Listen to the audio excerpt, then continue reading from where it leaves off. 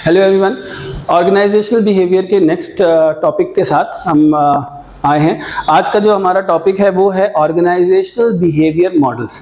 तो इससे पहले कि हम आगे प्रोसीड करें, हम पहले समझेंगे कि ऑर्गेनाइजेशनल बिहेवियर मॉडल्स होते क्या हैं। तो ऑर्गेनाइजेशनल बिहेवियर मॉडल्स जो हैं वो एक स्ट्रक्चरल मॉडल्स होते हैं जो ये डिफाइन करते हैं कि एक ऑर्गेनाइजेशन के अंदर जो एम्प्लॉइज हैं और जो मैनेजमेंट है उनके बीच का रिलेशनशिप कैसा होगा, हायरार्की क्या होगी, उनके बीच का इंटरेक्शन कैसा होगा, रिलेशनशिप कैसा होगा, ये डिफाइन करते हैं ऑर्गेनाइजेशनल बिहेवियर। तो जो हम आगे मॉडल्स पढ़ेंगे, इसमें उस 5 तरह के मॉडल्स हैं जो हम मॉडल्स पढ़ेंगे। उसमें बेसिकली हम ये देखेंगे कि मैनेजमेंट की क्या स्ट्रेटजी होती है अपने एम्प्लॉइज के थ्रू काम कराने की, और एम्प्लॉइज को क्या बेनिफिट मिलता है उस जो भी मैनेजमेंट के पास क्या है ऑफर करने के लिए, और एम्प्लॉइज की क्या नीड फुलफिल हो रही है।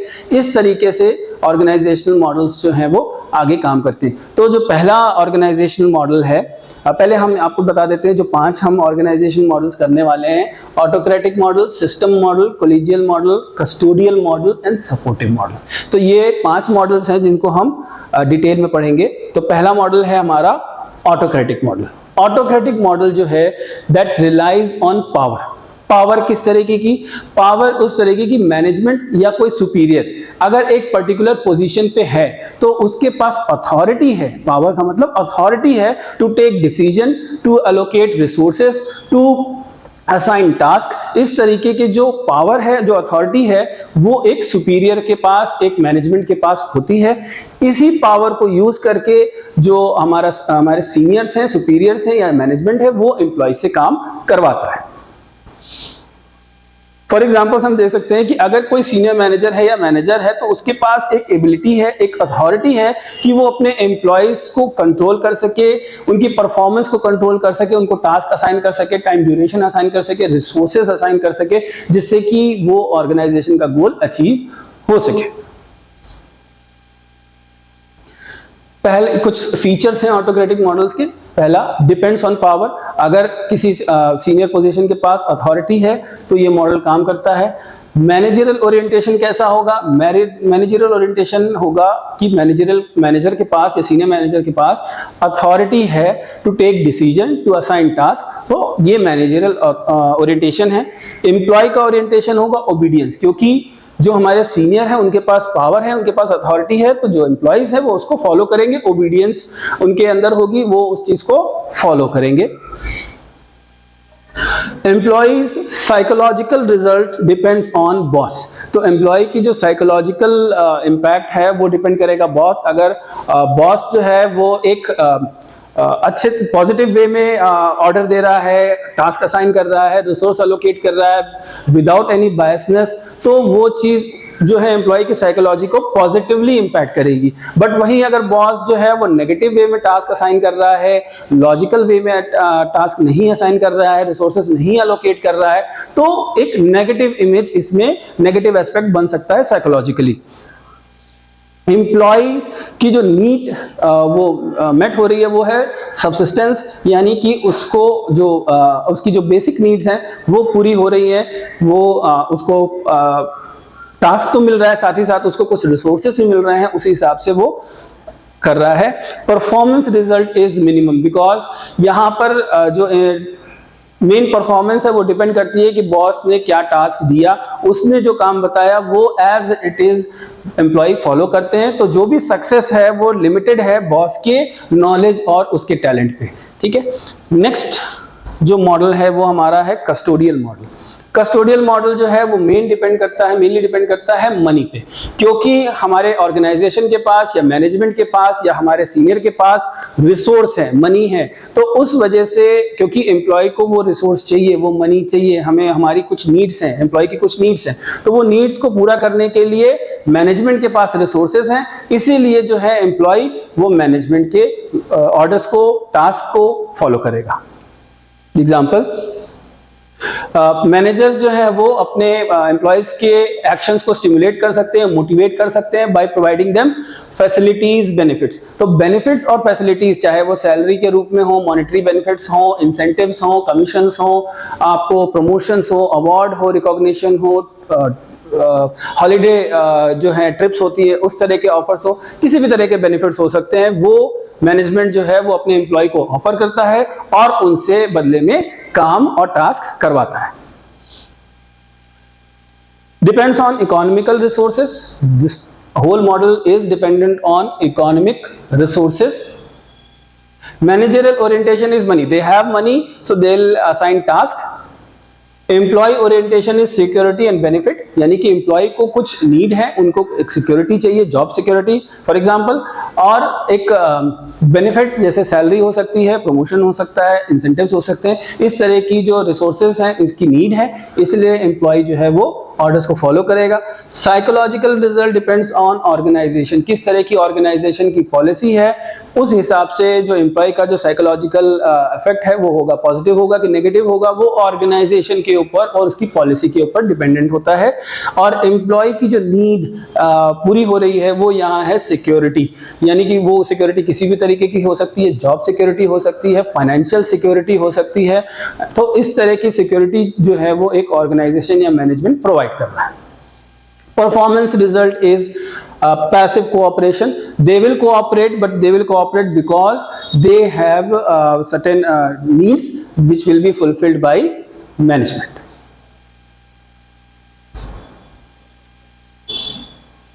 नेक्स्ट मॉडल है सपोर्टिव मॉडल।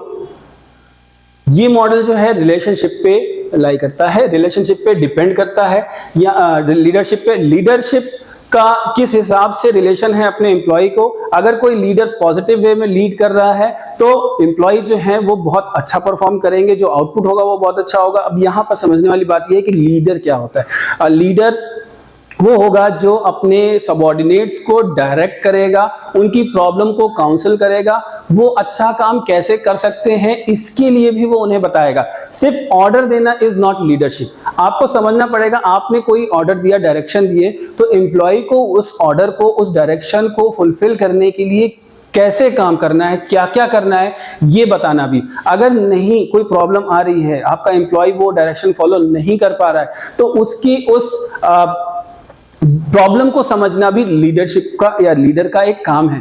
उस प्रॉब्लम को समझ के उसका सॉल्यूशन प्रोवाइड करना, ये भी एक लीडर का काम है। तो ये लीडरशिप पे है, डिक्टेटरशिप पे नहीं यहाँ बात हो रही है, लीडरशिप की बात हो रही है। एग्जांपल, मैनेजर जो है वो अपने एम्प्लॉय को सपोर्ट करते हैं, एनकरेज करेंगे जिससे कि वो अच्छा परफॉर्म कर सके, उनकी स्किल एनहांसमेंट के लिए काम करेंगे। हो सकता है अगर एम्प्लॉय को कोई प्रॉब्लम आ रही हो सकता है उसके पास वो स्किल ना हो, तो उसकी स्किल एनहांस करने के लिए भी लीडर काम करता है और इस हिसाब से अच्छी परफॉर्मेंस होती है।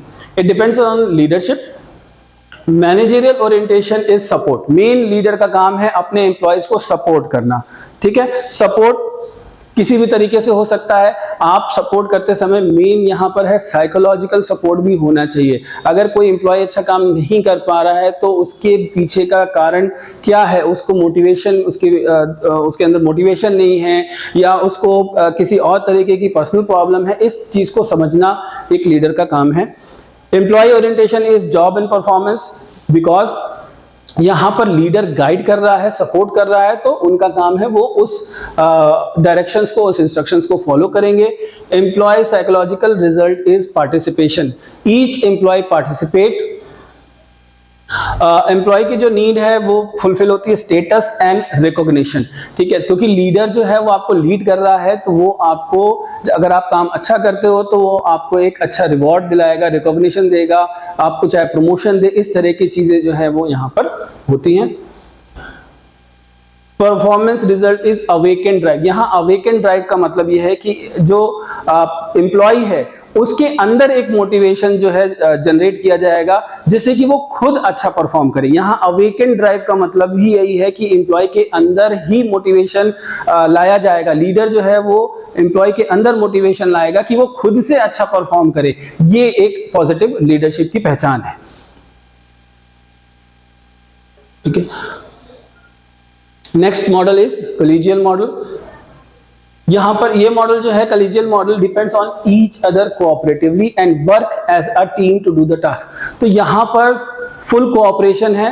ईच एम्प्लॉय जो कि एक मॉडल के अंदर है, इस ऑर्गेनाइजेशन के अंदर है, वो ये समझेंगे कि they are part of a team और उनको अपना काम करना चाहिए और ये एक दूसरे से कोऑपरेट करेंगे। ठीक है। यहाँ पर every employee will have an normal enthusiasm, self discipline, responsible behavior towards their task। तो वो खुद सेल्फ डिसिप्लिन में होंगे, उनको एक एहसास होगा कि वो एक टीम के पार्ट है, तो उनको अपना काम करना है, समय के अंदर करना है। It depends on partnership, managerial orientation, team work. ये मेन फोकस करता है टीम वर्क पे, सबको अपना पार्ट करना है। Employee orientation is responsible behaviour, उनको पता है कि they have been assigned a particular task and they are responsible to complete that task. Employee psychological result is self discipline, यहाँ पर सेल्फ डिसिप्लिन बहुत इंपॉर्टेंट है। उन्हें एहसास रहता है एम्प्लॉयज को कि उन्हें एक टीम के लिए काम करना है। सेल्फ एक्चुअलाइजेशन नीड है, यहाँ पर सेल्फ एक्चुअलाइजेशन का मतलब है कि अपने आप को एक नई स्किल या एक नए लेवल तक लेके जाना, that is called self actualisation. Employee के अंदर एक ये मोटिवेशन जनरेट होता है कि उसे अपने अंदर ये एनहांसमेंट करना है, इस लेवल तक उसे पहुंचना है, तो ये सेल्फ एक्चुअलाइजेशन हो गया। Performance result is moderate enthusiasm. Next model is system model, ठीक है। Model is based on trust and self motivation, ठीक है। तो यहाँ जो ये पूरा मॉडल है ये डिपेंड करता है ट्रस्ट पे और सेल्फ मोटिवेशन पे। परफॉर्मेंस रिजल्ट्स जो होंगे वो जो भी हम एक्सपेक्ट कर रहे हैं उससे ज्यादा होते हैं। क्यों? क्योंकि एक सिस्टमैटिक स्ट्रक्चर बना होता है। हर एम्प्लॉय जो है वो अपने टास्क के लिए कमिटेड है, जो उससे एक्सपेक्ट किया जा रहा है वो उसे एज पर एक्सपेक्टेशन पूरा करेगा। और अगर हर इंसान अपना काम एज पर एक्सपेक्टेशन पूरा करेगा तो ज्यादातर यही देखा गया है कि जो ओवरऑल रिजल्ट है वो एक्सपेक्टेशन से ज्यादा ही जाता है। यहाँ पर सिम्बायोसिस का जो एक कंसेप्ट है, सिनर्जी का जो एक कंसेप्ट है वो अप्लाई हो जाता है। This model depends on trust, community and understanding.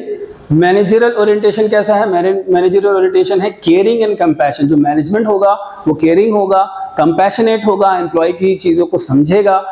Employ का ओरिएंटेशन क्या होगा? साइकोलॉजिकल होगा, वो मोटिवेटेड होंगे, सेल्फ डिसिप्लिन होंगे, they have a sense of belongingness to the team. वो जानते हैं कि हम एक टीम को बिलोंग करते हैं और उन्हें उस टीम के लिए टास्क करना है।